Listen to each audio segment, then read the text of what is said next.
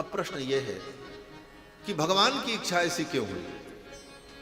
इस तर्क का क्या उत्तर होगा कि भक्त के जीवन में कोई कमी आई और ये भगवान की इच्छा से हुआ, तो भगवान ने अपने भक्तों के जीवन में ऐसी कमी पैदा क्यों की? उन संतों के जीवन में ऐसी कमी क्यों उत्पन्न की? तो प्रियादास जी कहते हैं, देखो भगवान भक्त वत्सल है। भक्तों के प्रति भगवान का वात्सल्य भाव होता है और वात्सल्य भाव की एक विशेषता होती है। बोले क्या? बोले जैसे माँ अपने बच्चे को नहलाती है, धुलाती है, श्रृंगार करती है, पाउडर लगाती है, केश संवारती है, आंखों में काजल लगाती है और उसके बाद जो काजल बचा रहा उस काजल को मत्थे पर डिठौना लगा देती है।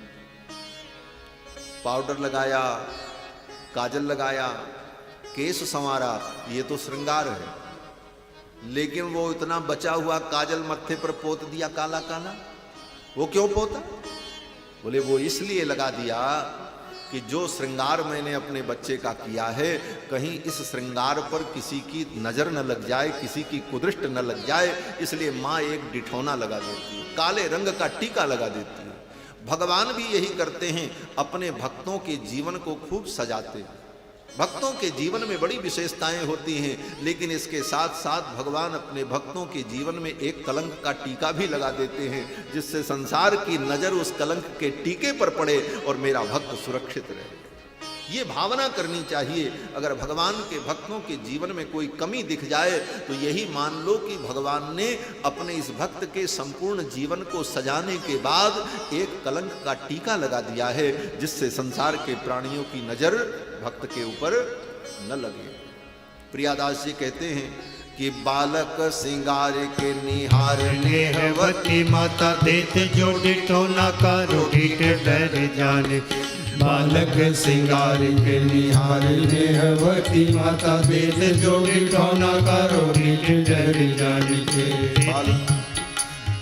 बालक सिंगार के निहार नेहवती माता देत जो डिठो न करो डीठ डर जाने।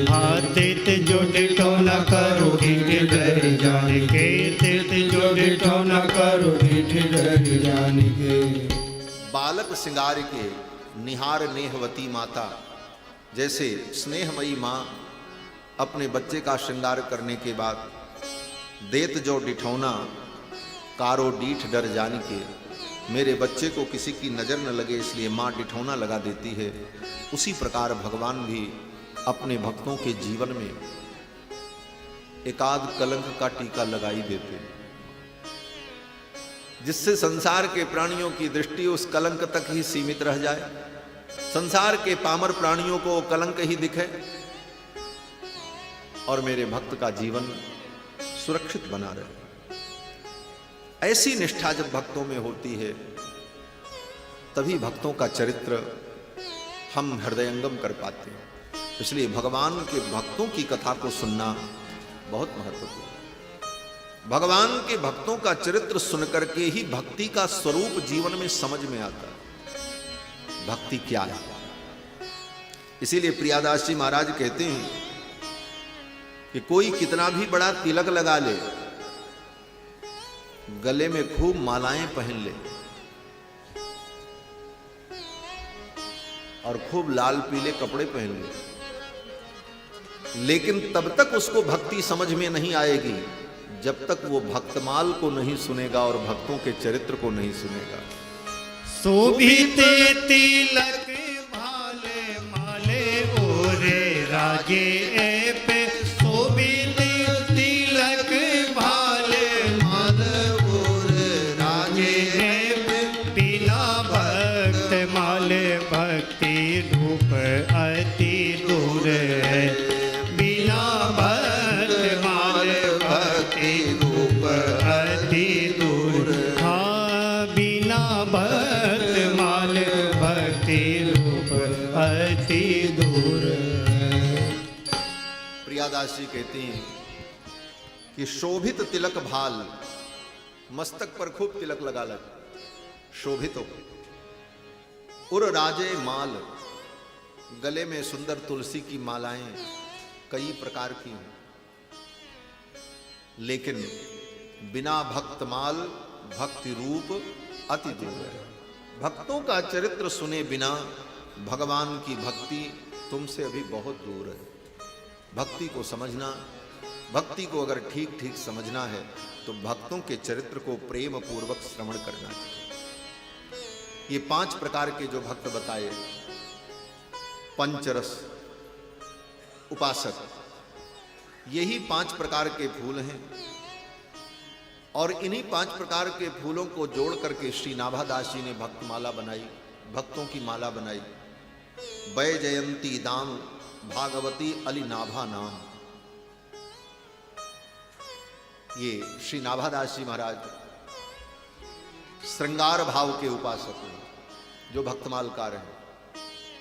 इसीलिए प्रियादास जी कहते हैं कि नाभा अली, अली माने सखी, सखी को अली कहते हैं। तो नाभा अली ने ये माला बनाई, वैजयंती दाम भागवती अली नाभा नाम, लाई अभिराम श्याम मति ललचाई। नाभादास जी ने जब भक्तों की ये माला तैयार की तो इस माला को देख करके भगवान ललचा गए। भगवान को लालच पैदा हो गई, ये माला मेरे गले में पड़ती। और नाभादास जी ने तो भगवान के लिए ही बनाया। पंचरस सोई, पंचरस सोई पंच रंग फूल थाके लीके।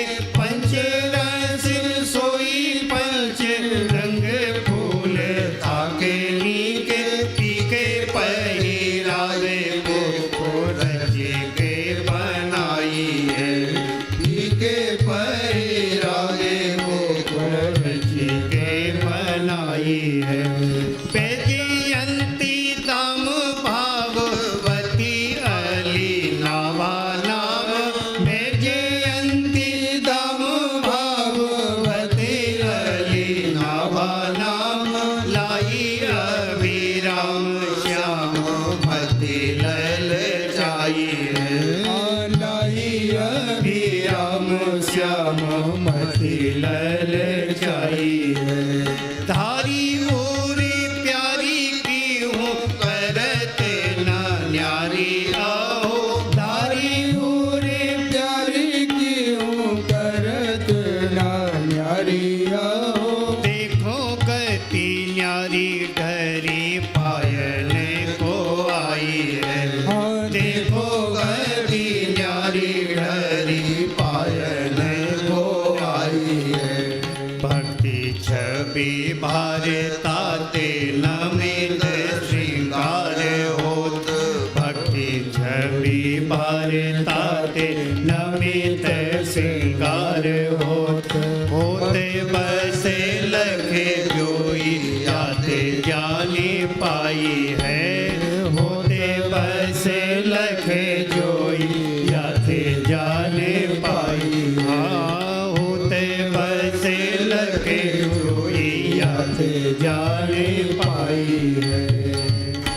ऐसी सुंदर वैजयंती की माला श्री नाभादास जी ने तैयार की। और इस माला को देखकर लाई अभिराम श्याम मति ललचाई है।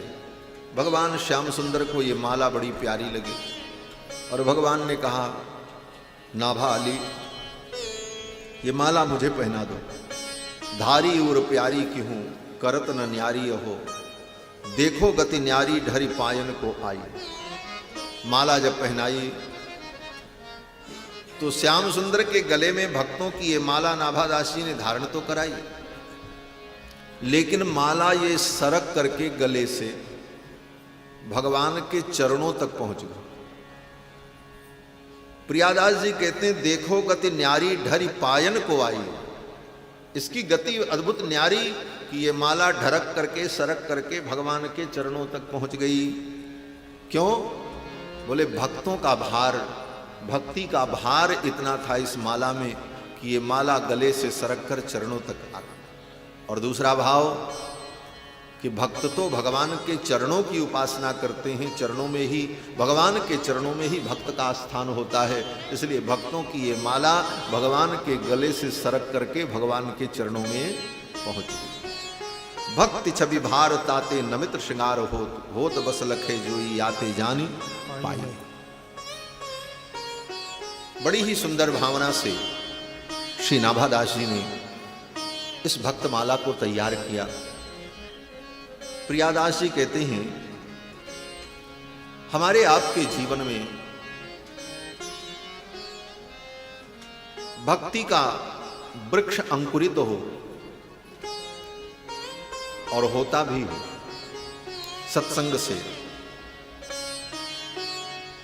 संतों के दर्शन से, लेकिन हम उस वृक्ष को संवर्धित नहीं कर पाते, बढ़ा नहीं पाते। क्या कारण होता है? प्रियादास जी कहते हैं, भक्ति का पौधा तो उत्पन्न होता है, लेकिन उसको कुतर्क की बकरी चर जाती है। जैसे छोटा सा पेड़ कोई हो, पीपल का पेड़, बट का पेड़, पीपल का पेड़, बरगद का पेड़ आपने लगाया, अगर सावधानी नहीं रखी तो कहीं से बकरी आई और बकरी ने उस पौधे को खा लिया, अब वो पौधा खत्म। उसी तरह हमारे जीवन में भक्ति का बट वृक्ष अंकुरित तो होता है, लेकिन कुतर्क की बकरी उसे आकर के चर जाती है। कुतर्क की बकरी से इसे बचाना है। कुतर्क की बकरी क्या है? बोले आप भगवान की भक्ति करो, सीताराम सीताराम सीताराम करो, तो कुतर्की लोग आकर के कहेंगे ये क्या सीताराम सीताराम कर रहे, ये सीताराम सीताराम करने से क्या सीताराम मिलते हैं? राम राम करने से कहीं राम मिलते हैं? अरे बोले मिलते हैं। वैसे कैसे मिलते हैं? राम राम करने से राम अगर मिलते हैं तो रोटी रोटी कहने से रोटी मिलनी चाहिए, किसी को मिलती है? रोटी रोटी कहने से रोटी नहीं मिलती तो राम राम कहने से राम कैसे मिलेंगे? रसगुल्ला रसगुल्ला कहने से कहीं जीभ में मिठास आती है? नहीं आती है। बोले तो राम राम कहने से राम कहां से मिलेंगे?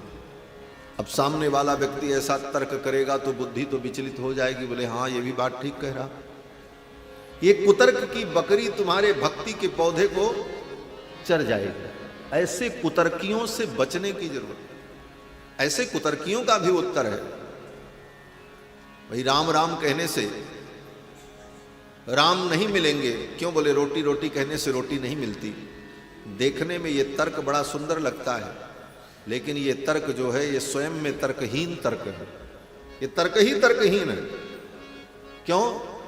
बोले रोटी और राम की बराबरी तुमने कर दी। रोटी जड़ वस्तु है, राम परम चेतन है। रोटी सुनती नहीं है क्योंकि वो जड़ वस्तु है, और राम परम चैतन्य है, वो सुनते हैं। तुम राम राम कहोगे तो राम जी सुनेंगे, रोटी रोटी कहोगे तो रोटी थोड़ी सुनेंगे। इसलिए रोटी रोटी कहने से रोटी नहीं मिलती, ये बात सत्य है, लेकिन राम राम कहने से राम मिलते हैं, क्योंकि आप राम राम कहोगे तो राम जी सुनेंगे। लेकिन तत्काल सामान्य व्यक्ति को यह तर्क विचलित कर देता है। रोटी रोटी कहने से रोटी नहीं मिलती तो राम राम कहने से राम कहां मिले? बोले उसको उसकी भाषा में अगर समझाना हो तो यह भी तर्क है। ठीक है, चलो भाई हम मानते हैं कि राम राम कहने से राम नहीं मिलते, जैसे रोटी रोटी कहने से रोटी नहीं मिलती। लेकिन हे बंधु, रोटी रोटी कहने से ही रोटी मिलती है। आप किसी होटल में जाओ, भोजन करने बैठो, और बैरा आकर के आपसे पूछे साहब क्या लावें, तो आपको तो रोटी खाना है। तो रोटी कहने से तो रोटी मिलती नहीं, तो आप रोटी मत बोलो, केवल इतना बोलो लाओ। तो कहेगा साहब क्या लावें? बोले लाओ। फिर पूछेगा साहब क्या लावें? बोले लाओ। तो बैरा कहेगा कोई पागल है, इसको भगाओ। जब तक तुम रोटी कहोगे नहीं तब तक रोटी तुमको नहीं मिलेगी। रोटी कहने से ही रोटी मिलती है। तो राम राम कहने से ही राम जी मिलते हैं। लेकिन जब तक हम सत्संग नहीं करेंगे तब तक ऐसे कुतर्कों का उत्तर भी हमें नहीं मिलेगा। और कुतर्की व्यक्ति आपके भक्ति के पेड़ को चर जाएगा। ये कुतर्की कौन है? बोले बकरियां हैं, इनमें ज्यादा दम नहीं है, छोटे छोटे हैं, लेकिन आपका जो भक्ति का पौधा है, वो पौधा भी अभी छोटा है, इसलिए बकरी उसे चर जाएगी। इसे बचाने की जरूरत है। कैसे बचावें? तो कहते हैं कि सत्संग के घेरे से इसको सुरक्षित रखो। प्रियादास जी कहते हैं आपके जीवन में भक्ति का पौधा जब प्रकट हो तो सत्संग करते रहो। अगर सत्संग छोड़ दोगे तो कुतर्की लोग अपने तर्क के द्वारा तुम्हारे भक्ति के पौधे को खत्म कर देंगे। और भक्ति के पौधे को बढ़ने के लिए पानी की भी जरूरत होती है। जब पौधा छोटा होता है, बट वृक्ष हो चाहे पीपल का वृक्ष हो, जब तक वो छोटा है तब तक उसको पानी देने की जरूरत है। पानी नहीं दोगे तो सूख जाएगा। जब वो बड़ा हो जाएगा तो पृथ्वी से स्वयं पानी अवशोषित करेगा, लेकिन जब तक छोटा है तब तक उसे पानी देना पड़ेगा। तो ये भक्ति का पौधा हमारे हृदय में प्रकट हुआ, इसको सींचना पड़ेगा। किस चीज से सींचना पड़ेगा? बोले बारिदे विचार, सुंदर विचारों के जल से इसको सींचते रहो। और सत्संग के जल से इसे सींचते रहो। और बारिदे विचार, सुंदर विचारों का बेड़ा लगाओ। जैसे पेड़ जब छोटा होता है तो कहीं बकरी उसको चर न जाए तो क्या करते हैं? बोले उसके चारों तरफ कांटा उंटा रख देते हैं, कुछ घेरा बना देते हैं जिससे उसको बढ़ने में सुविधा हो, कोई बकरी उसे चरने न पाए। तो विचारों के बेड़े से उस भक्ति के वृक्ष को हम सुरक्षित करें और सत्संग के जल से उसको हम सींचते रहें, तब वो वृक्ष आगे बढ़ता है।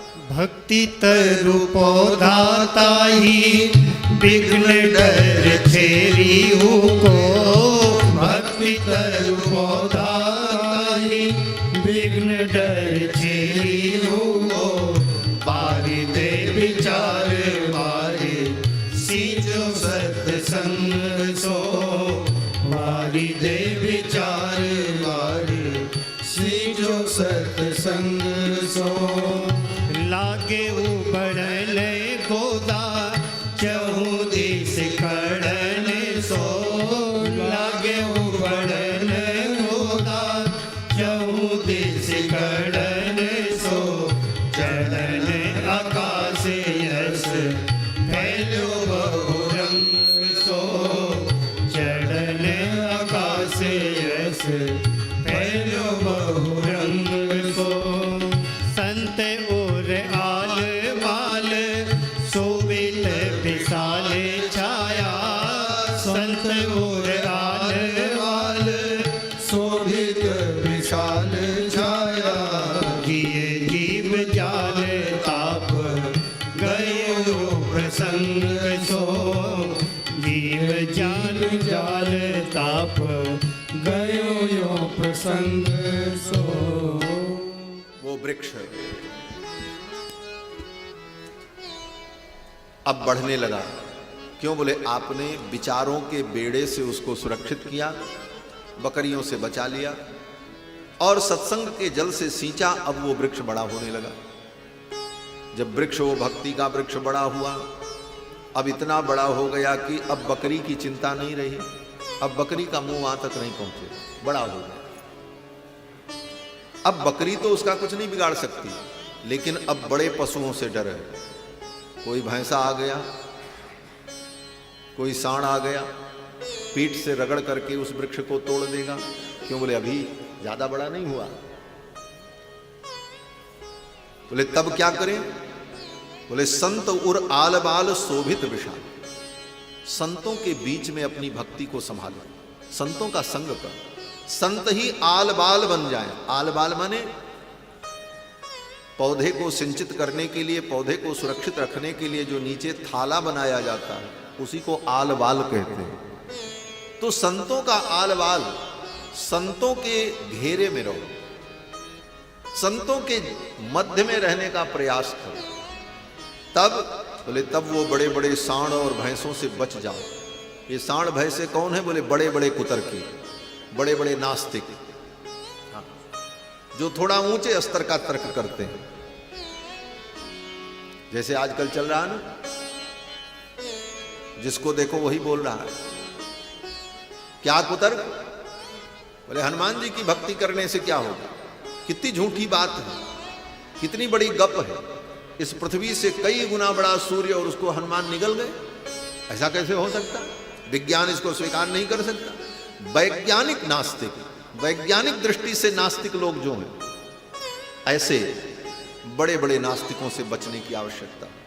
और बड़े बड़े नास्तिकों से, कुतर्कियों से बचने के लिए बड़े बड़े विद्वान तार्किक संतों का सत्संग जीवन में करना। ऐसे संतों के संग से आप सुरक्षित रहो। और उसका परिणाम क्या होगा? प्रियादास जी कहते हैं धीरे धीरे वो भक्ति का वृक्ष जब विशाल हो जाएगा, तब बोले तब अब बकरी की भी चिंता नहीं है, भैंसे की भी चिंता नहीं है, सांड की भी चिंता नहीं, कोई पशु उसे तोड़ नहीं सकता। यहां तक कि पृथ्वी पर रहने वाला सबसे बड़ा पशु जो हाथी है, उस हाथी को भी जंजीर लगा करके लोग उस पेड़ की जड़ में बांध देंगे तो वह भी चुपचाप खड़ा रहेगा, वो भी हिल नहीं सकता। बड़े बड़े हाथी बांध दिए जाएंगे और वो हाथी झूमते रहेंगे और पेड़ की छाया उन्हें प्राप्त होगी, लेकिन वो हाथी भी उस वृक्ष का कुछ बिगाड़ नहीं पाएंगे। देखो बड़वारी जाए, देखो बड़वारी जाई, अजाहू की शंका होती, ताई पेड़ बांधे झूमे, हाथी जीते जंग सो। देखो बड़वारी जाई, अजाहू की शंका होती, ताई पेड़ बांधे झूमे, हाथी जीते जंग सो। देखो बड़वारी जाई। प्रियादास जी कहते हैं देखो बड़वारी जाए, अजाहू की शंका होती। जिस वृक्ष को बकरी से भय था, अजा से भय था, अजा माने बकरी, बकरी चर जाएगी इसकी चिंता थी, आज उस वृक्ष की क्या स्थिति है? बोले वो पेड़ इतना विशाल हो गया कि झूमे हाथी जीते जंग सो। बड़े बड़े जंग को जीत लेने वाले हाथी भी उसके नीचे बांध दिए जाते हैं और वो हिल नहीं पाते और वो खड़े रहते। तो भक्ति के इस वृक्ष को सत्संग के जल से सींच करके हम आगे बढ़ावें। प्रियादास जी महाराज कहते हैं अपनी टीका में कि श्री नाभादास जी ने भक्तमाल की जब रचना की तो मंगलाचरण में पहले तो 4 की वंदना की। भक्त भक्ति भगवंत गुरु चतुर नाम बपु एक, इनके पद वंदन किए नाशत विघ्न अनेक। फिर श्री नाभादास जी ने सोचा ये 4 की वंदना करने के जगह पर 2 की ही वंदना कर ली जाए। किन 2 की? कहते हैं संतन निर्णय कियो मथि श्रुति पुराण इतिहास, भजबे को 2 सुघर कये हरिदास। 2 की वंदना में सबकी वंदना हो जाए, एक भगवान, एक भगवान के भक्त।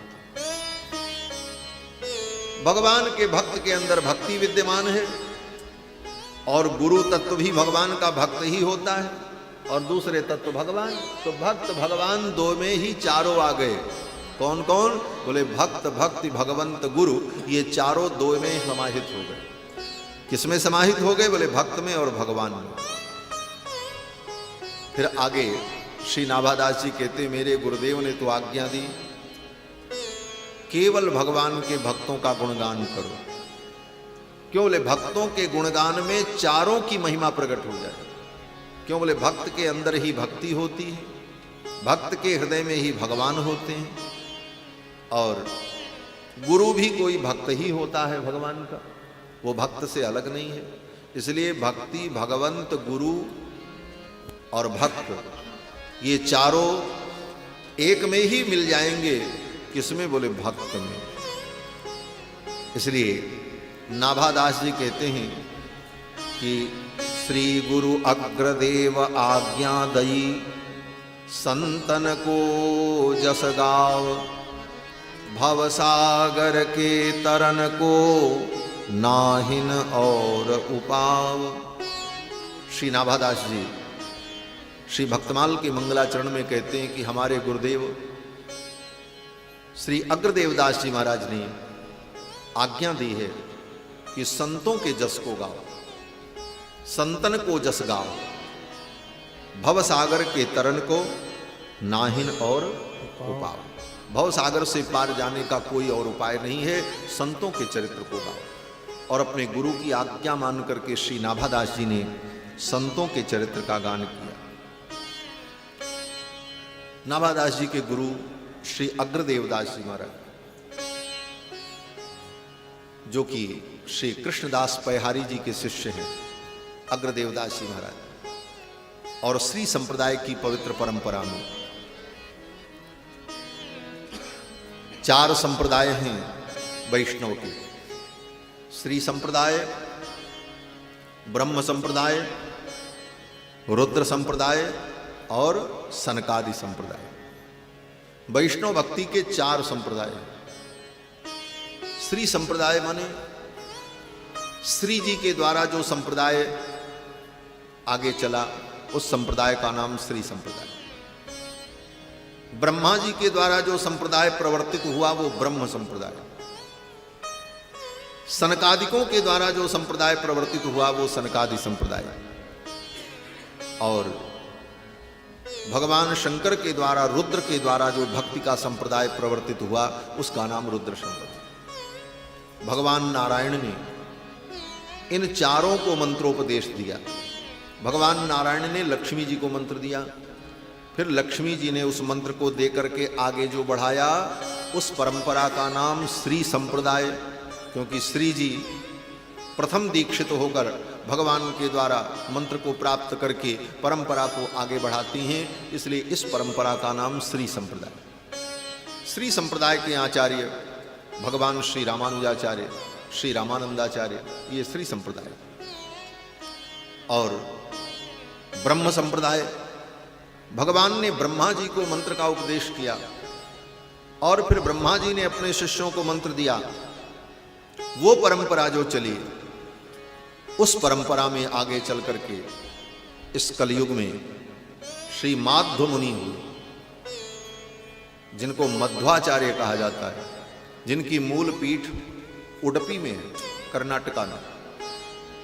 और उन्हीं की परंपरा से जो शाखा निकली, माध्व गौड़ेश्वर परंपरा, जिसको श्री चैतन्य महाप्रभु जी की पवित्र परंपरा हम लोग कहते हैं, गौड़ीय वैष्णव, ये माध्व संप्रदाय की परंपरा का ही एक भाग है, एक शाखा।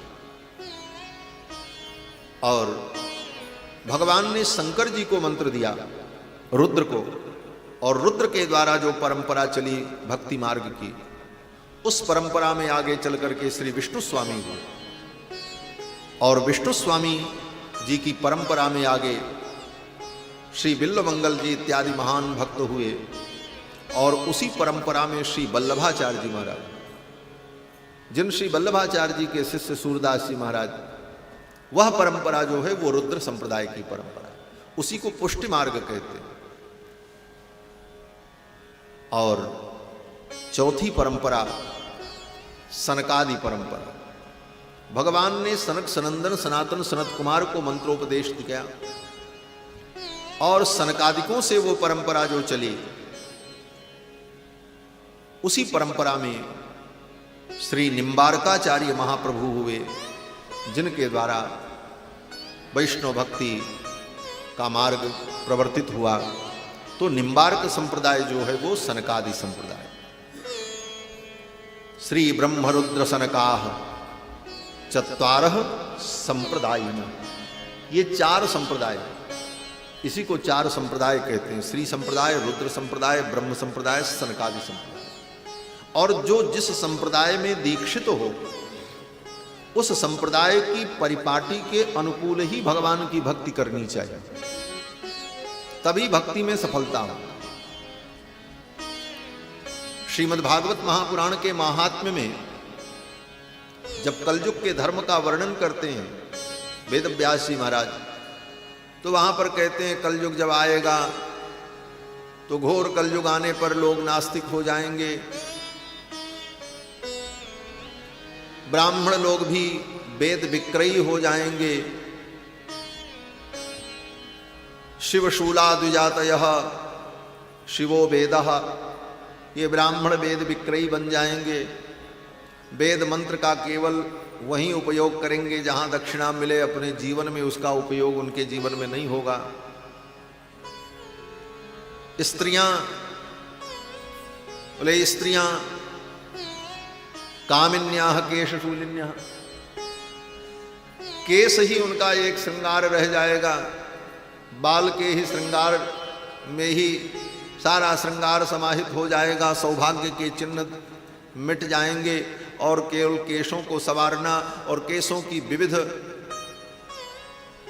श्रृंगार में ही अपनी पूर्णता मान लेना, ये नारियों का धर्म हो जाएगा। कलयुग के दोष का जहां वर्णन किया ये सब वेद व्यास जी ने कहा, वहां पर उसी प्रसंग में यह भी कहा कि घोर कलयुग जब आएगा तो लोग संप्रदाय के अनुकूल भगवान की भक्ति नहीं करेंगे, मनमानी भक्ति करने लग जाए। नहीं कुत्रापि वैष्णवता संप्रदाय पुरस्सरा, संप्रदाय के अनुकूल भक्ति लोगों के अंदर नहीं दिखाई पड़ेगी। आज यही दीक्षित तो लोग संप्रदाय में हो जाते हैं, लेकिन संप्रदाय का जो सिद्धांत है उस सिद्धांत के अनुसार भगवान की भक्ति नहीं करते। मनमाना तिलक लगाएंगे, मनमाने ढंग से देवी देवताओं का समर्चन करेंगे। जो मूल सिद्धांत है उस सिद्धांत को मानकर उस भावना से भगवान की उपासना करना, ये कलयुग में नहीं दिखाई देगा। इसीलिए भक्ति मार्ग में भी सफलता नहीं मिल पाती, लोग चूक जाते हैं। इसलिए वैष्णव भक्ति में अपने अपने आचार्यों की परंपरा के अनुकूल भगवान की भक्ति करनी चाहिए। बाकी सब भक्त हैं, सभी भक्त आदरणीय हैं, लेकिन हमारे लिए अनुकरणीय कौन है? बोले हमारी जो परंपरा है उस परंपरा के अनुकूल हम अनुकरण करें, यह सिद्धांत है। तो ये चार संप्रदाय भगवान ने इसीलिए बनाए, और इस चार संप्रदाय की परंपरा से जब भक्ति प्राप्त होती है तो वह भक्ति कल्याणकारिणी होती है। किस प्रकार से? बोले जैसे गाय के 4 स्तन होते हैं और उन 4 स्तन में जो नैसर्गिक छिद्र है उस नैसर्गिक छिद्र से ही दूध प्राप्त होता है, उसी प्रकार भगवान की भक्ति का रस इन 4 सिद्ध संप्रदायों के मार्ग से ही हमें प्राप्त होगा। अगर कोई सोचे कि हम 5वां छिद्र अपने मन से बना लें, उसमें से भी दूध निकलेगा, बोले 5वां छिद्र तुम बनाओगे तो दूध नहीं निकलेगा, खून निकलेगा। दूध तो उन्हीं 4 छिद्रों से प्राप्त होगा जो नैसर्गिक है, प्राकृतिक है, अनादिकाल से। उसी प्रकार 4 संप्रदाय जो है, उन 4 संप्रदायों की परंपरा से जो भक्ति प्राप्त होगी वही शुद्ध भक्ति होगी और वही भक्ति रस आपका कल्याण करेगा। इसलिए मनमानी भक्ति नहीं करते।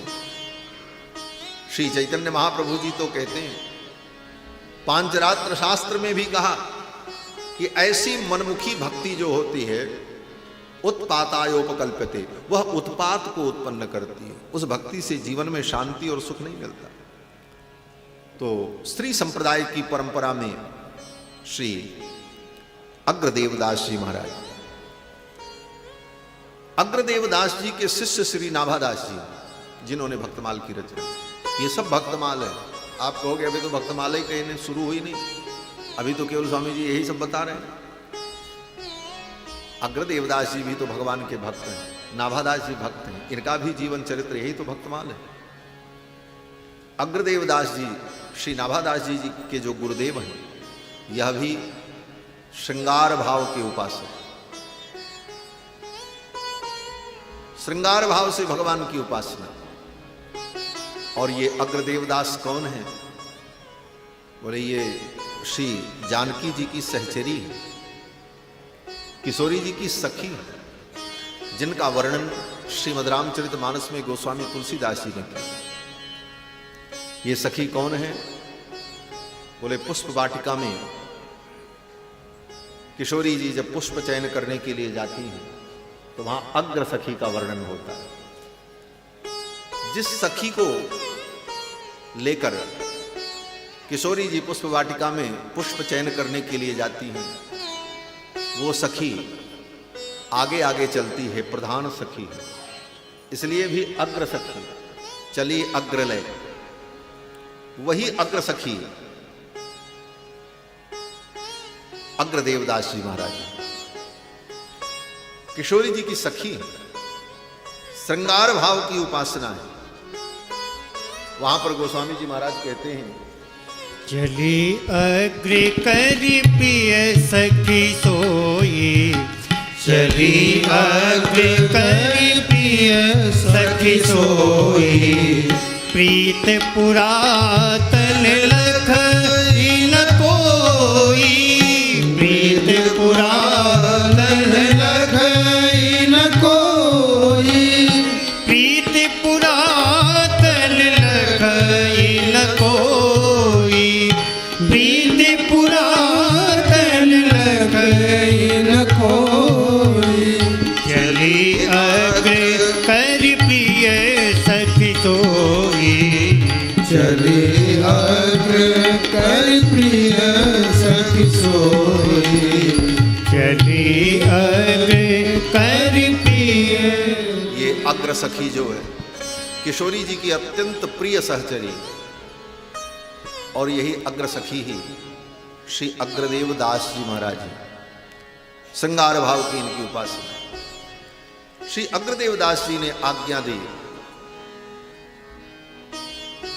तुम भगवान के यश का गान करो, और ये आज्ञा गुरु जी ने कब दी? कहते हैं ये श्री नाभादास जी महाराज जो है, जो भक्तमाल के रचनाकार हैं, इनका जन्म हनुमान वंश में हुआ। हनुमान वंश कहते हैं दक्षिण भारत में कोई ब्राह्मण थे, उनको कोई संतान नहीं, तो संतान की प्राप्ति के लिए उन्होंने हनुमान जी महाराज की भक्ति की। हनुमान जी की जब भक्ति की तो हनुमान जी प्रसन्न हुए।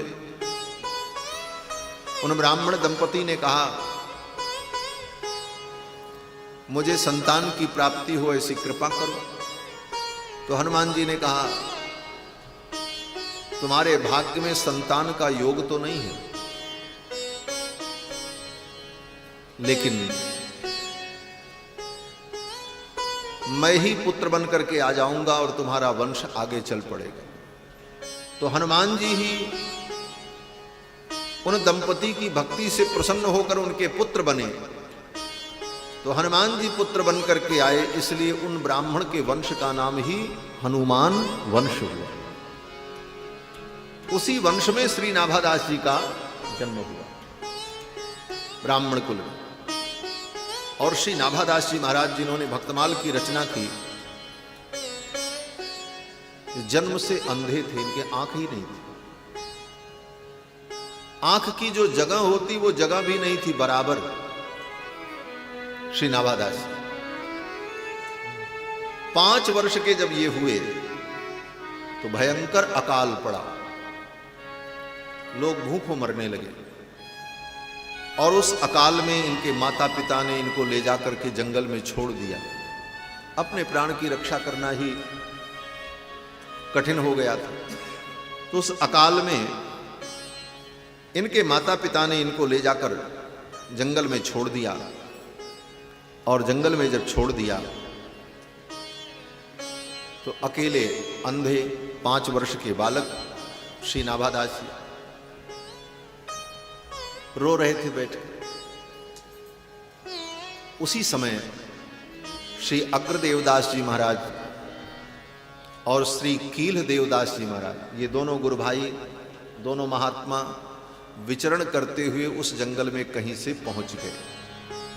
इस विषय का परिचय देते हुए प्रियादास जी महाराज वर्णन करते हैं, हनुमान वंश में ही जन्म प्रसिद्ध। हनुमान वंश ही में जन्म प्रसिद्ध, जाको भयो दृगहीन सोना दीन बात धारिये।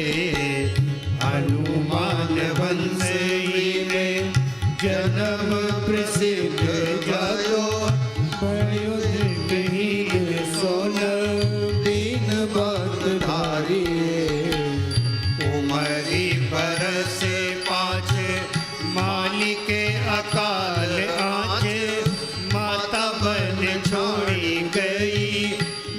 पति बिचारिए उम्र बरस 5 मालिक अकाल आज माता बन झाड़ गई विपति बिचारी कील ओ अगर ताई डगर तरस दियो लियो यो अनाथ जाने पूछियो उचारियो कील ओ अगर ताई डगर तरस दियो लियो यो नाथ जानी पूछी सो जारी। अग्रदेवदास जी और श्री कीलदेव जी, ये दोनों गुरु भाई श्री कृष्णदास पैहारी जी के शिष्य, दोनों बड़े सिद्ध कोटि के महात्मा, ये दोनों विचरण करते हुए उस जंगल में आए। देखा 5 वर्ष के बालक को, दृगहीन बालक, दुखी। तो कीलदेव जी ने पूछा,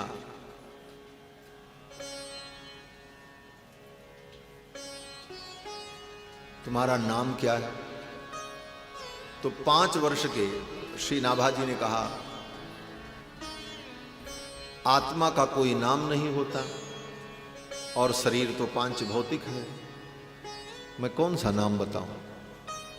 कीलदेव जी चौंक गए। 5 वर्ष का बालक और इस प्रकार की बात करता। दूसरा प्रश्न पूछा, कहां से आए हो?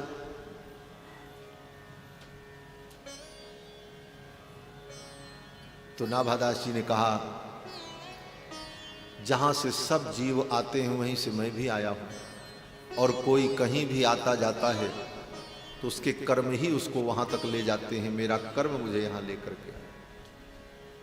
इन सारी बातों को सुनकर श्री कीलदेव जी को अनुभव हुआ कि ये कोई दिव्यात्मा है, इसकी बातें बड़ी विलक्षण हैं और यह कोई पवित्र आत्मा है, अपने कर्म के परवश संसार में पैदा हुआ है, इसके द्वारा संसार में कोई बहुत बड़ा कर्म होने वाला है। यह सब जानकर श्री कीलदेव जी ने अग्रदेव जी को इशारा किया, इसे मंत्र दीक्षित कर दो और इसे साथ ले चलो। उसी समय श्री कीलदेव जी ने अपने कमंडल से जल लेकर नाभादास जी की आंखों पर छिड़का। जन्म से अंधे जो नाभादास जी थे उनकी दोनों आंखें प्रकट हो गई। कीलदेव जी का ऐसा दिव्य चमत्कार, बड़े सिद्ध कोटि के संत थे। बड़े सिद्ध जल लेका मंडल सोची के जन चैन भयो फूले चक जोरी को निहारिए। बड़े सिद्ध जल लेका मंडल सोची के जन चैन भयो फूले चक जोड़ी को निहारिए। बड़े सिद्ध जल प्रियादास जी कहते हैं कि ये अग्रदेवदास जी और कीलदेवदास जी दोनों गुरु भाई बड़े सिद्ध थे महाराज। सिद्धि का चमत्कार था। कमंडल सो सींचे नयन, अपने कमंडल के जल से ज्यों ही आंखों पर छींटा दिया, नाभादास जी की दोनों आंखें खुल गई। सींचे नयन बयन भयो खुले चख जोरी को निहार के, और ज्यों ही आंख खोली तो संतों की इस जोड़ी को देखा, अग्रदेवदास जी महाराज को और कीलदेव जी को। धन्य है श्री नाभादास जी ने, जिन्होंने आंख खोली तो संसार का दर्शन नहीं हुआ, सर्वप्रथम इनको संत का दर्शन। संत का प्रथम दर्शन किया अपनी आंखों से, दुनिया तो बाद में देखी, पहले संतों को देखा। इसीलिए संतों के चरणों में नाभादास जी की अगाध श्रद्धा। इसी कारण से नाभादास जी ने संतों का चरित्र लिखा, भक्तमाल की रचना। फिर तो आंखें जब खुल गई, संतों को देखा, चरणों में गिर पड़े श्री नाभादास जी महाराज। पाए परी आंसू आए, कृपा कर संग लाए। कील आज्ञा पाई मंत्र अगर सुनायो है। पाए परी आंसू आए, कृपा कर संग लाए, कीन आज्ञा पाई मंत्र अगर सुनाए हैं। पाए परियासु आए। संतों को देखा, नाभादास जी चरणों में गिर पड़े, आंखों से अश्रुपात होने लगा। इस दृश्य को देखकर कील देव जी को बड़ी दया आई और श्री कील देव जी ने अग्रदेव को, अपने गुरु भाई को आज्ञा दी, बोले इसे मंत्र दीक्षित कर दो, मंत्र सुना दो। तुरंत श्री अग्रदेवदास जी ने षडक्षर मंत्र राज का उपदेश किया। श्री नाभादास जी श्री राम मंत्र का उपदेश किया, 6 अक्षर का मंत्र, रांग बीज और राम शब्द में चतुर्थी विभक्ति रामाय और अंत में नमः। ये षडक्षर मंत्र बीज का, षडक्षर मंत्र का, राम मंत्र का उपदेश कर दिया, शरणागति करा दी, मंत्र की दीक्षा दी। मंत्र जब योग्य गुरु के द्वारा प्राप्त होता है तभी वह मंत्र फलित होता है। अगर योग्य गुरु हैं और गुरु ने उस मंत्र की अपने जीवन में स्वयं साधना की, तब वह मंत्र आपके हृदय में जाएगा और तुरंत अंकुरित हो जाएगा। क्योंकि मंत्र ब्रह्म बीज है। ब्रह्म बीज ऐसे नहीं जमता है, वो परिपक्व हो तभी जमता है। जैसे ब्रह्म वृक्ष पीपल और बट है, पीपल, बट, पाकड़, गूलर, ये ब्रह्म वृक्ष माने जाते हैं। इसीलिए पूजन में कलश में इन्हीं के पल्लव रखे जाते, ब्रह्म बीज। इस वृक्ष की विशेषता क्या होती है?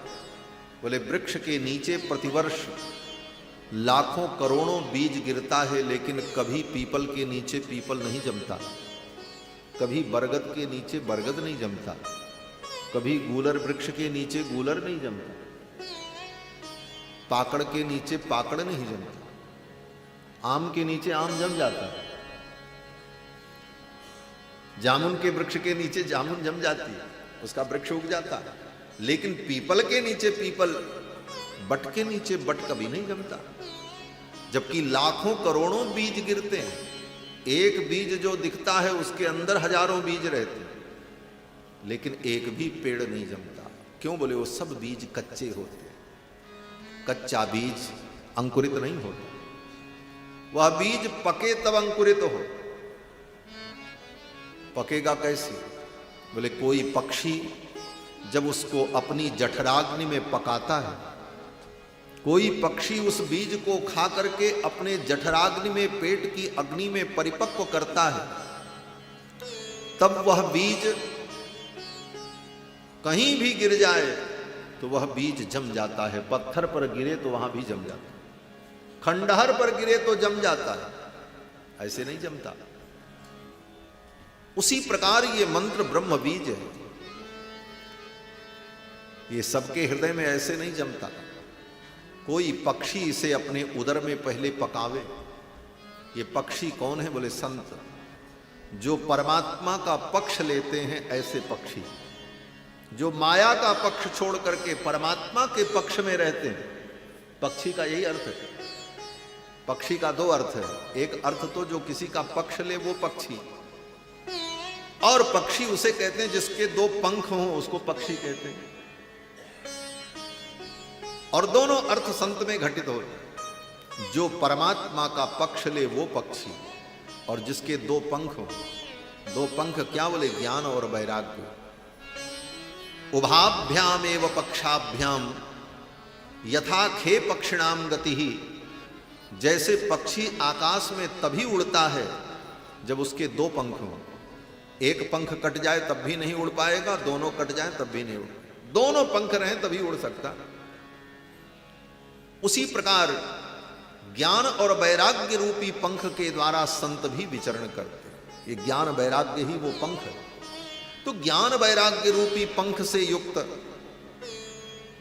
भगवान का पक्ष लेने वाला कोई पक्षी, कोई संत जब उस मंत्र को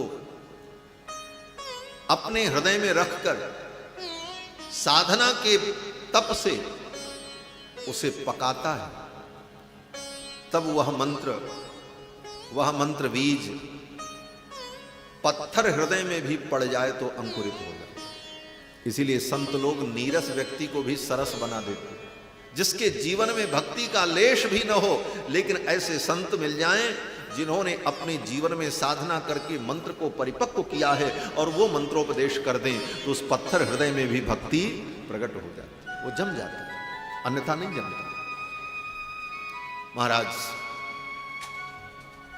ये ब्रह्म बीज, भगवान का मंत्र, ये भक्ति का बीज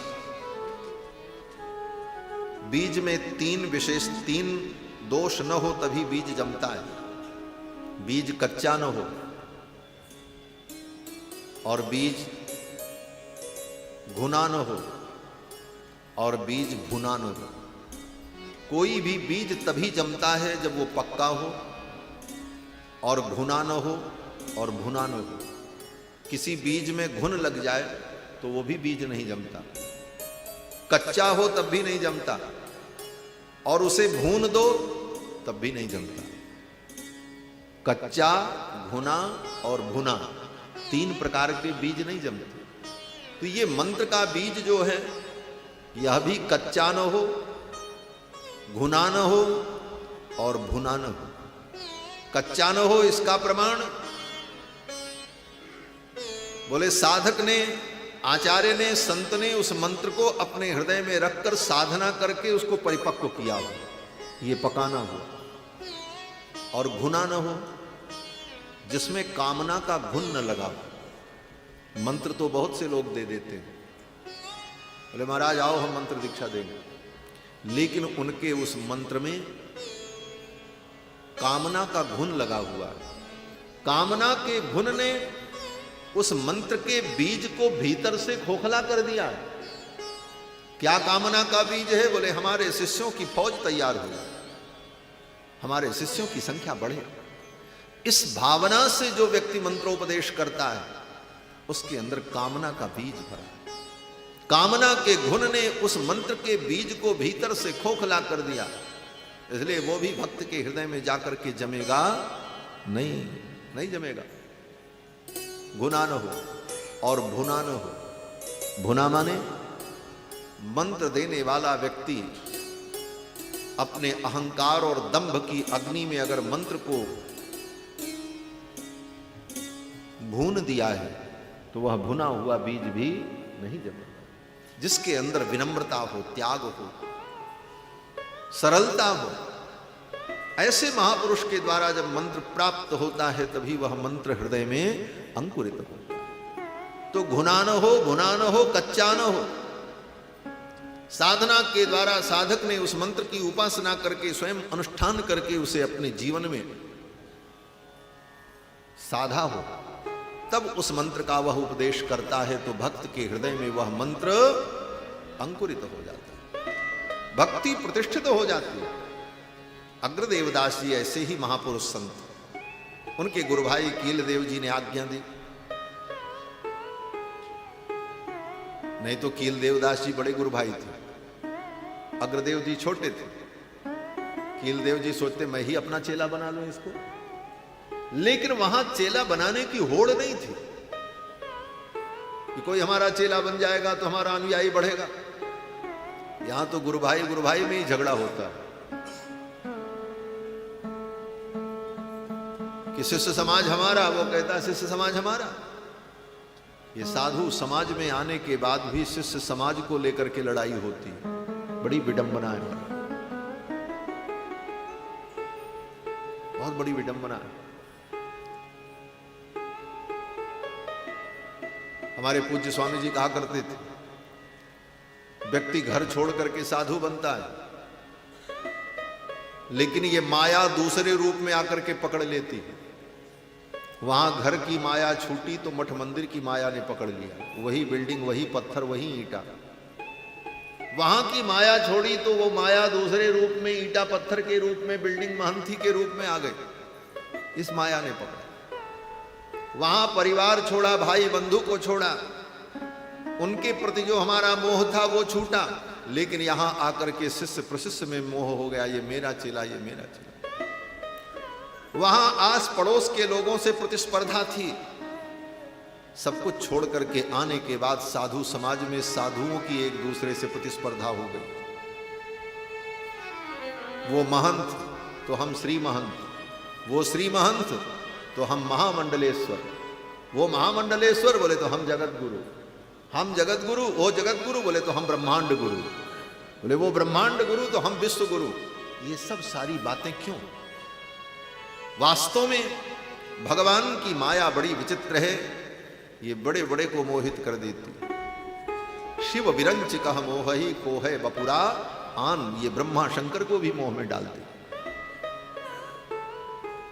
संत समाज में आने के बाद भी सावधान न रहे व्यक्ति तो माया किस रूप में उसको पकड़ती है पता ही नहीं चलता। लेकिन श्री कील देवदास जी महाराज अग्र देवदास जी से कहते हैं आप इनको मंत्र दे दो। बड़े गुरु भाई हैं कील देव जी, अग्र देवदास जी छोटे गुरु भाई, लेकिन छोटे गुरु भाई को कहा आप ही मंत्र दे करके इसको दीक्षित कर दो। मंत्र दीक्षा दी। अग्र देवदास जी ने षडक्षर मंत्र सुनाया और मंत्र देने के बाद सेवा बताई। खाली गुरु जी से कान में मंत्र ले लो और कोई सेवा कोई कैंकर्य आपको प्राप्त नहीं हुआ तो भक्ति की साधना आगे नहीं बढ़ पाती। पहले जब मंत्र दीक्षा होती, संत लोग दीक्षा देते तो कोई न कोई सेवा बताते थे। भगवान की तुम ये सेवा करो, फूल की सेवा तुम्हारी, अमुक सेवा तुम्हारी। अरे हमारे यहां ही वो सेवा नहीं, जहां भी तुम रहो ये सेवा तुम सदा भगवान की करो। पुष्प की सेवा, तुलसी की सेवा, श्रृंगार की सेवा, भोग की सेवा, कोई सेवा करो। सेवा से ही भक्ति बढ़ती है।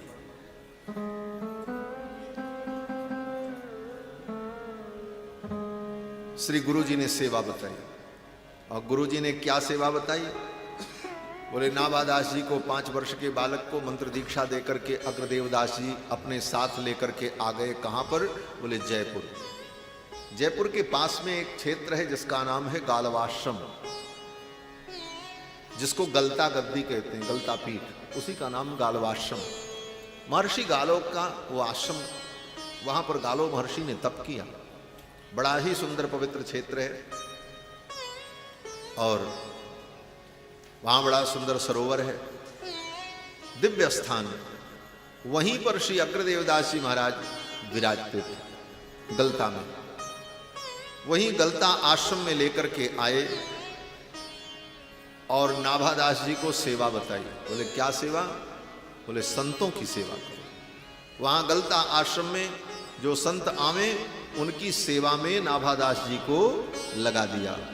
गलते प्रगट साधु सेवा सो विराजमान, ज्ञानी उन माने ताई टहल लगायो है। गलते प्रगट साधु सेवा सो विराजमान, ज्ञानी उन माने ताई टहल लगायो है। चरण प्रचाल संत सीत सो अनंत प्रीति, ज्ञानी रस रीति ताते हृदय रंग छायो है। चरण प्रचाल संत सीत सो अनंत प्रीति, ज्ञानी रस रीति ताते हृदय रंग छायो है। चरण प्रचाल संत। गलता में लेकर के आए नाभादास जी को और अग्रदेवदास जी ने सेवा बता दी। संतों की सेवा करो। भगवान की सेवा से बढ़कर संतों की सेवा की महिमा। संतों की सेवा में लगाया और श्री नाभादास जी महाराज संतों की टहल करने लगे, सेवा करने। आज तो महाराज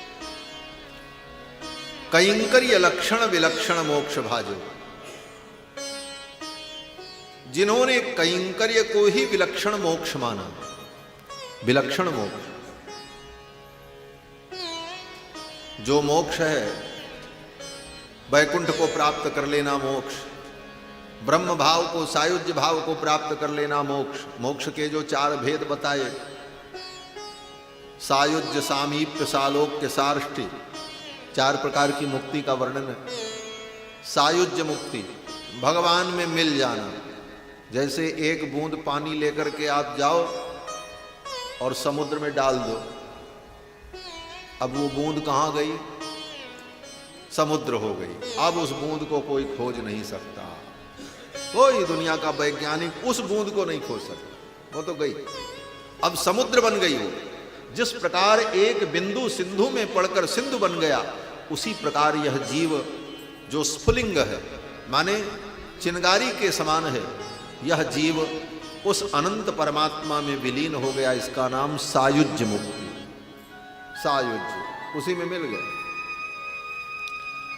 दूसरी मुक्ति सामीप्य, भगवान की अत्यंत समीपता को प्राप्त कर लेना। जो प्रेम भाव से भगवान की उपासना करते हैं, उनका भाव होता हम भगवान के समीप में रहें, तो भगवान उनको अपने बहुत समीप में रखते हैं। वे मुक्तात्मा कौन है? बोले वो मुक्तात्मा भगवान के आभूषण और श्रृंगार बन करके सदा भगवान के समीप रहते हैं। भगवान के कान का कुंडल, वो कान का कुंडल कोई सोना चांदी और किसी धातु और किसी नग का बना हुआ थोड़ी।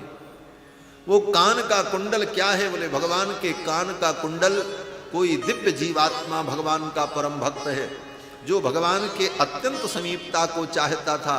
भगवान अपने कानों में उसको धारण किए हुए हैं, जब चाहे वो भगवान के कपोल का चुंबन करता रहता। वो सामीप्य मुक्ति। भगवान के गले की माला का वर्णन तो आपने सुनाई, ये माला क्या है? बोले सारे भक्त हैं, कौस्तुभ मणि भगवान के सब भक्त हैं। तो सामीप्य मुक्ति, भगवान के अत्यंत समीपता को प्राप्त कर लेना। भगवान का जो पीतांबर है, वह पीतांबर भी कोई भक्त ही है। भगवान के पैर की जो पैजन है, उस पैजन के जितने नूपुर हैं, वो भी सब भगवान के भक्त हैं। भगवान के चरणों में लगी हुई महावर जो अंगराग है, उस महावर के एक एक कण, उस महावर के राग के एक एक कण किसी अनुरागी भक्त का ही स्वरूप है। ऐसी मुक्ति चाहने वाले सामीप्य मुक्ति। और एक सालोक्य मुक्ति। सालोक्य मुक्ति माने भगवान के लोक में जाकर के निवास करना। वैकुंठ में एक फ्लैट आपको मिल जाए बढ़िया, और उसी में आनंद से रहने को मिले। हाँ। कहते महाराज वैकुंठ वास हो गया, साकेत वास हो, तो वहां भी अपना एक फ्लैट लेकर के आप भगवान ही देंगे, आप तो ले नहीं सकते। और वहां आपको जगह मिल गई, अब सदा वहीं रहो, जब चाहो अपना आराम करो, आनंद करो, जब मन करे भगवान से मिलो, बातें करो, दर्शन करो। ये सालोक्य मुक्ति। और सार्ष्टि मुक्ति। सार्ष्टि मुक्ति माने मुक्ति तो मिल गई, लेकिन भगवान की आज्ञा का पालन करने के लिए, भगवान की आज्ञा से भगवान की सृष्टि में सहयोग करने के लिए, इसको सार्ष्टि मुक्ति कहते हैं। अब कोई जीवात्मा मुक्त हुआ, भगवान ने कहा देखो अब तुम्हें मुक्ति तो मिल गई, अब तुम संसार बंधन में नहीं रहोगे, लेकिन संसार में मैं तुमको भेजूंगा। बोले किस काम के लिए? बोले तुमको मैं कुबेर बना के भेजूंगा, तुमको मैं ब्रह्मा बना के भेजूंगा, तुमको सूर्य बना करके भेजूंगा, ये सब सृष्टि का काम करना है। तो भगवान के ही परम भक्त लोग ही सृष्टि के इस कार्य को संचालित करने के लिए भगवान के द्वारा प्रेषित होते हैं, लेकिन ये बंधन में नहीं होते। संसार में रहते हैं, लेकिन इनको संसार का बंधन नहीं होता। किस प्रकार से? बोले जैसे जेल के अंदर जेलर भी रहता है, लेकिन जेलर को जो है बंधन का अनुभव नहीं होता, लेकिन उसी जेल में रहने वाले कैदी बंधन का अनुभव करते। वो तो जेल का व्यवस्थापक बना रहता है, उसे कैदी होने का या बंधे होने का अनुभव नहीं होता, जबकि वो जेल के अंदर उसी चार दीवारी में बैठता है। उसी प्रकार सार्ष्टि मुक्ति के जो प्राणी हैं, जिनको मुक्ति तो मिल गई, लेकिन भगवान की आज्ञा से सृष्टि में विविध कार्यों के लिए भगवान उनको भेजते हैं और वो कार्य करते हैं। जब मन करता आते हैं, जब मन करता चले जाते हैं। जैसे जेलर जब चाहे जेल में चला जाए, गेट खुल जाएगा, और जब चाहे तब निकल भी जाए, उसको कोई बंधन नहीं। उसी प्रकार ऐसे भक्त संसार में आते हैं, विविध कार्य करते हैं और फिर चले जाते हैं। ये तो चार मुक्ति भाई, सायुज्य, सामीप्य, सालोक्य, साष्ट। लेकिन इससे भी एक विलक्षण मुक्ति का अनुभव जो हमारे आचार्यों ने किया, वो मुक्ति क्या है? बोले कैंकर्य लक्षण विलक्षण मोक्ष भाजो। भगवान के कैंकर्य में आनंद की अनुभूति हो, भगवान की सेवा करके हमें आनंद की अनुभूति होने लग जाए, वह आनंद ही मुक्ति का स्वरूप है। इसीलिए वैष्णव सिद्धांत में, वैष्णव समाज में भगवान की सेवा और भगवान के कैंकर्य का बहुत बड़ा महत्व है। हमारे यहाँ जप तप का बहुत बड़ा महत्व नहीं है। गुरु जी ने जिस दिन मंत्र दे दिया, वो मंत्र स्वतः सिद्ध है, अनादिकाल से अनेक महापुरुषों के द्वारा अनुष्ठित वो मंत्र स्वतः सिद्ध है, आपको प्राप्त हो गया। अब उसको सिद्ध करने की जरूरत नहीं, आप तो उसे धारण करो। अब भगवान के कैंकर्य में लगकर उस मोक्ष का अनुभव करो। इसीलिए हमारे यहाँ कैंकर्य की, भगवान के सेवा की ही महत्ता। और विशेष करके हमारे यहाँ श्री संप्रदाय में तो आपने देखा होगा कि श्री संप्रदाय के महात्मा लोग अक्सर अपने कंधे के उत्तरीय वस्त्र को कमर में बांधे रहते हैं। मठ मंदिरों में जब जाओ तो बांधे रहते हैं। अब जो लोग उस भाव को नहीं समझते, वो नए नए महात्मा आते हैं तो वो सब नकल करते हैं, वैसे ही देख करके बांधने का प्रयास करते हैं, और बांध करके बढ़िया चौड़े कोर की धोती दिखाते हुए शौक बनाते हैं। लेकिन यथार्थ में उसका भाव ये है कि हम बद्ध परिकर होकर, कमर को कस करके, बांध करके भगवान की सेवा के लिए तैयार है। भाव ये होता है, कटिबद्ध होकर भगवान के कैंकर्य के लिए हम तैयार हैं। वो केवल फैशन नहीं है। अब तो ऐसा फैशन चला महाराज, वो दक्षिण भारत वाली जो चौड़े कोर की धोती मिलती, उसका किनारा काट करके बढ़िया पट्टा बना करके, उसमें चैन लगा करके, उसमें मोबाइल वोबाइल रखने की जगह भी बन जाती है, और आजकल उसी को लोग बांध लेते हैं। उनको लगता है कि ये ऐसे फैशन है, इसी प्रकार रहना चाहिए। यथार्थ में भाव ये है कि कमर को कसकर कटिबद्ध होकर, लोग कहते महाराज हमने कमर कस लिया, आप एकदम तैयार है। उसी प्रकार भगवान की सेवा के लिए कमर कस के तैयार रहना, ये कैंकर्य का भाव है। तो वैष्णव होने के बाद भगवान का कैंकर्य करना चाहिए, भगवान की सेवा में लगना चाहिए। कोई न कोई सेवा करो, और कोई सेवा छोटी और बड़ी नहीं होती। मंदिर में अगर झाड़ू लगाने की भी सेवा आपको मिल गई तो आप अपना सौभाग्य समझो। मुझे भगवान के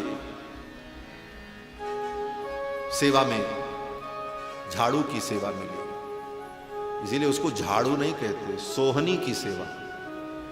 क्या सेवा मिली? सोहनी की सेवा। उसका नाम भी सोहनी है। बोले वो सोहनी है, बोले झाड़ू और सोहनी में अंतर क्या है? बोले जो दूसरे के घर में झाड़ू जो चलती है वो तो झाड़ू है, लेकिन ठाकुर के यहाँ जो चलती है वो तो सोहनी है। उसका भी सौभाग्य है कि भगवान की सेवा में वो आई, भले वो जड़ है। ये भावनाएं हैं। भक्ति तो भावना मूलक है। आपकी भावना कितनी उत्कृष्ट और कितनी परिमार्जित और कितनी निर्मल हुई, यही भक्ति का स्वरूप है। तो झाड़ू की सेवा, सोहनी की सेवा, कोई सेवा मिल जाए भगवान के मंदिर में, ठाकुर जी की सेवा मिल जाए तो अपना सौभाग्य समझना चाहिए। श्री अग्रदेवदास जी ने नाभादास जी को सेवा दी, संतों की सेवा। बोले संतों की सेवा करो, संत आवे तो उनके चरण को धोने की सेवा, उनका चरण प्रक्षालन करो, फिर उनको प्रसाद पवाओ। संत भूखे न रहे, संत को भोजन पवाओ। और जब संत लोग भोजन कर लेते तो श्री नाभादास जी महाराज उन संतों की जूठी प्रसादी जो बच जाती, उसी को श्री नाभादास जी महाराज पा लेते। प्रियादास जी कहते हैं, चरण प्रछाल संत सीत सो अनंत प्रीति, ज्ञानी रस रीति ता ताते, हृदय रंग छायो है, चरण प्रछाल संत, सीत सो अनंत प्रीति, ज्ञानी रस रीते ताते, हृदय रंग छायो है, चरण प्रछाल संत।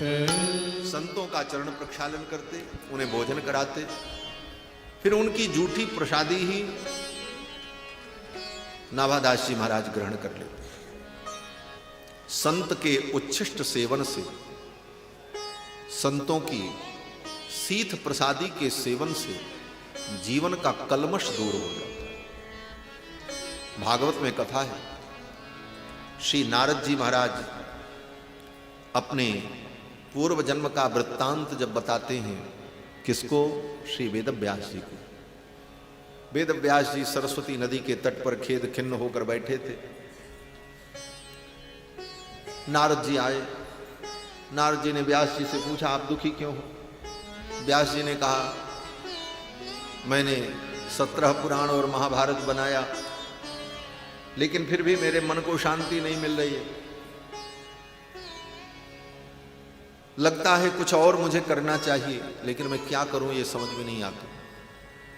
तब नारद जी ने कहा, आप भगवान के चरित्र का गान करो, भागवत की रचना करो। भागवत क्या है? बोले भागवत भी भक्तमाल ही है, समझो। हाँ, भागवत पुराण। भागवत पुराण का मतलब क्या? बोले भगवत माने भगवान, और भगवान के जो भक्त होते हैं उनको कहा जाता है भागवत। भागवत माने भगवान के भक्त। और भागवता नाम पुराणम, भगवान के भक्तों का जो पुराण है, जिस पुराण में भगवान के भक्तों की चर्चा विशेष रूप से की गई, उस पुराण का नाम भागवत पुराण। तो भागवत भी एक प्रकार से भक्तमाल ही है। कितने भक्तों की कथा है? ध्रुव की कथा है, प्रहलाद जी की कथा है, गोपियों की कथा है, नारद जी की कथा है, सनकादिकों की कथा है, अजामिल की कथा है, वृत्रासुर की कथा है। कितने भक्तों की कथा, नव योगेश्वर की कथा है। यही तो भक्तमाल है। भक्तों का चरित्र ही तो भक्तों की माला है। तो भागवत भी एक प्रकार से भक्तमाल है। बोले फिर भागवत में भगवान का भी तो चरित्र है। बोले तो भक्तमाल में भी भगवान का चरित्र है। बिना भगवान के चरित्र के भक्त का चरित्र पूरा नहीं होगा, और बिना भक्त के चरित्र के भगवान का चरित्र पूरा नहीं होगा। दोनों का चरित्र मिला हुआ है। अंतर केवल इतना है, जहां पर भक्तों का चरित्र प्रधान हो जाए वो भक्तों का चरित्र कहलाता है, और जहां भगवान का चरित्र प्रधान हो जाए वो भगवान का चरित्र कहलाता है। यथार्थ में भगवान और भक्त दोनों का चरित्र मिला हुआ है। जहां भक्त रहेंगे वहां भगवान रहेंगे, जहां भगवान रहेंगे वहां भक्त रहेंगे। बिना भक्त के भगवान का चरित्र नहीं, और भगवान के चरित्र के बिना किसी भक्त का चरित्र नहीं।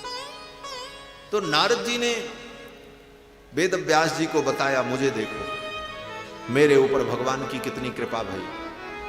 आप भी भगवान का चिंतन करो, आपका भी कल्याण होगा और आपका भी मन प्रसन्न होगा। और नारद जी ने अपने पूर्व जन्म का वृत्तांत बताया। नारद जी ने कहा, पिछले जन्म में मैं दासी पुत्र था।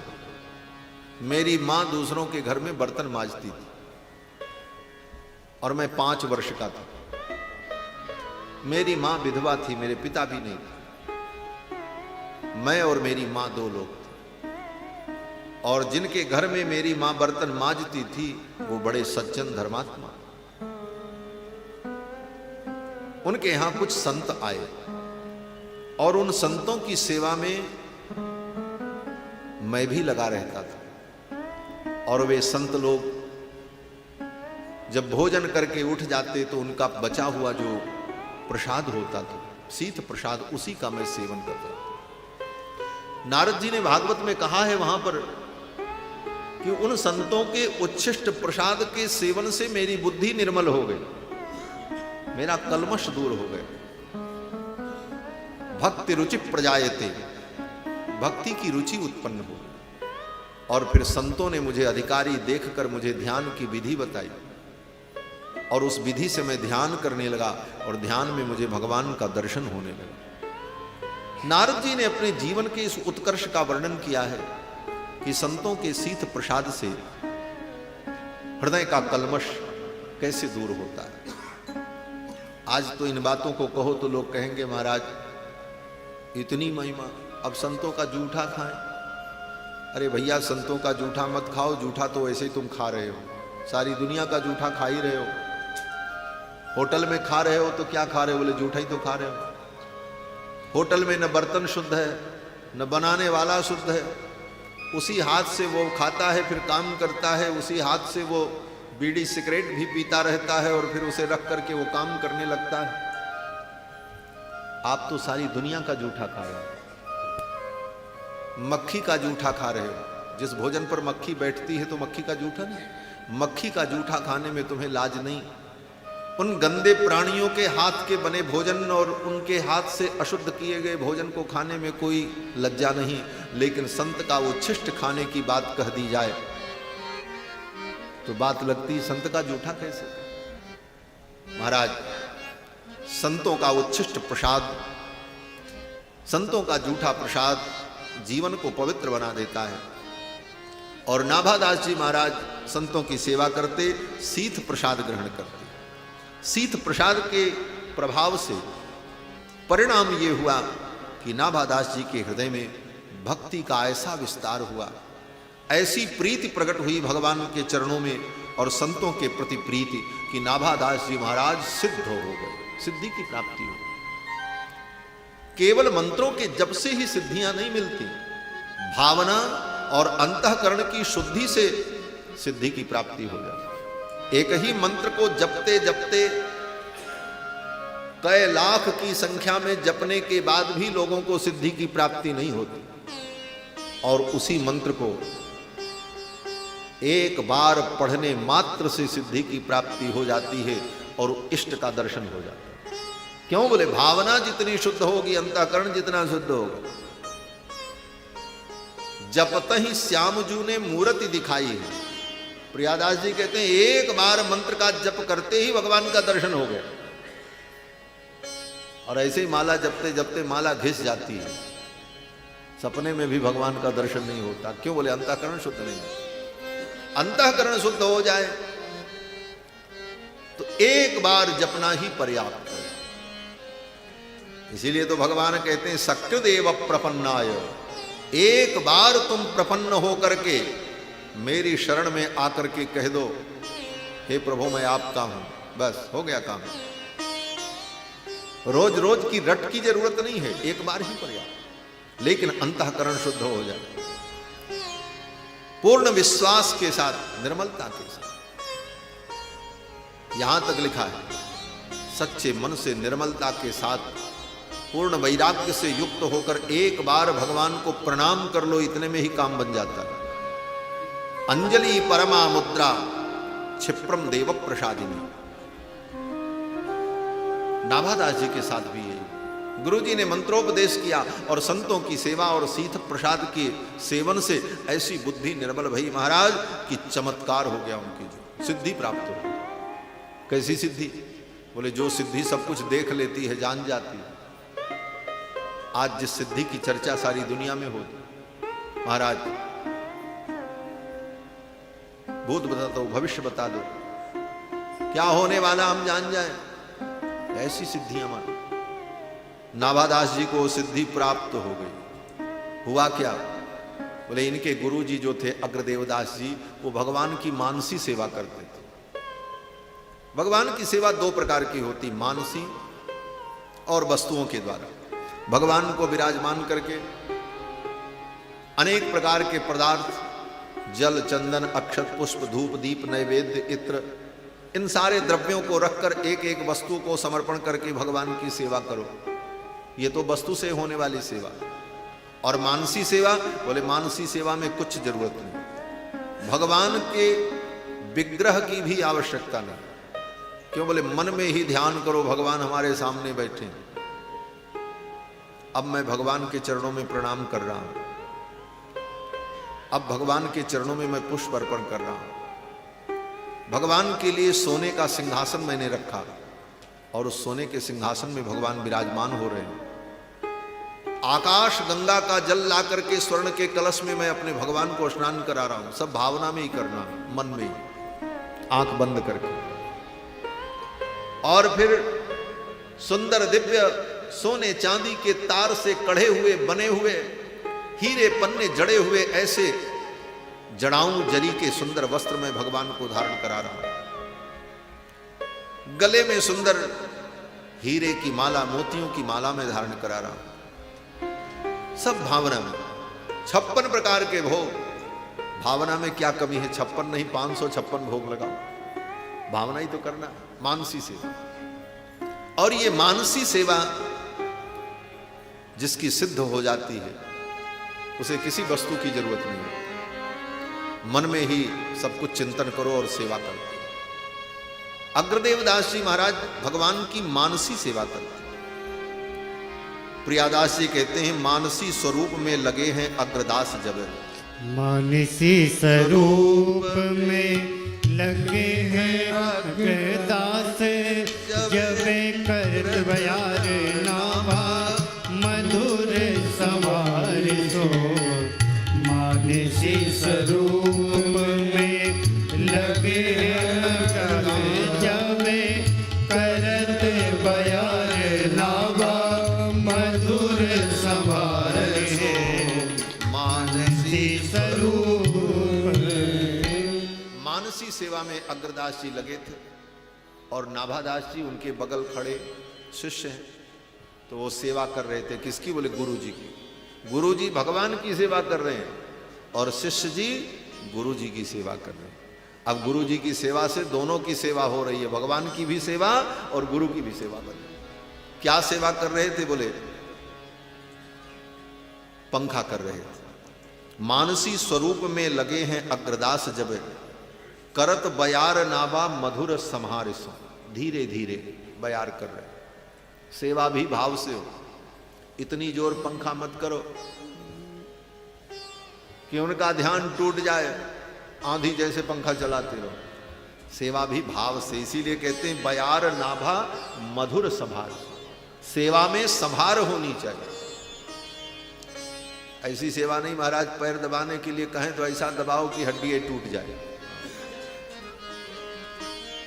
ऐसा उल्टा पलटा दबा दो महाराज की पैर का दर्द दूर होने के बजाय कोई नशा ही चढ़ जाए।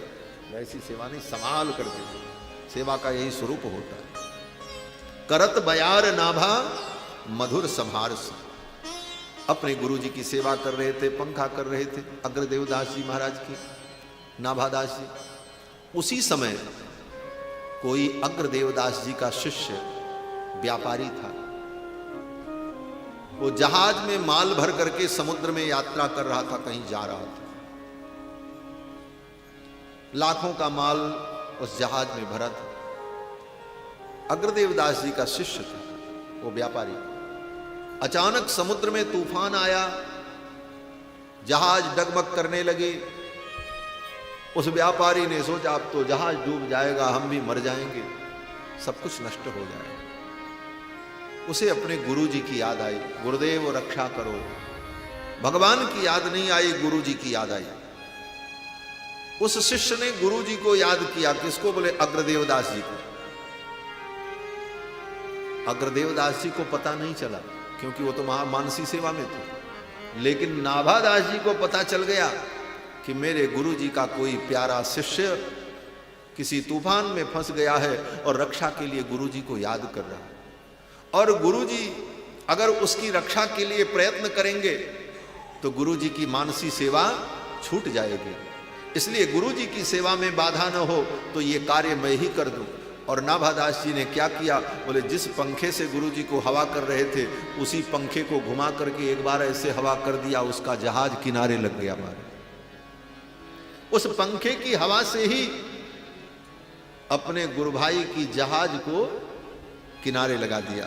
चढ़ो हो जहाज पे जो शिष्य एक आपदा में, करो ध्यान खींचो मन छूट रूप सार सो। चलो हो जहाज पे जो शिष्य एक आपदा में करो ध्यान खींचो मन, छूटो रूप सार सो। कहत समर्थ गयो मोहित बहुत दूरी, आओ छवि पूरी फिर डरो ताहि ढार सो। कहत समर्थ गयो मोहित बहुत दूरी, आओ छवि पूरी फिर डरो ताहि ढार सो।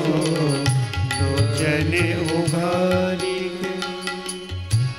अपने पंखे की हवा से उसके जहाज को किनारे लगा दिया महाराज।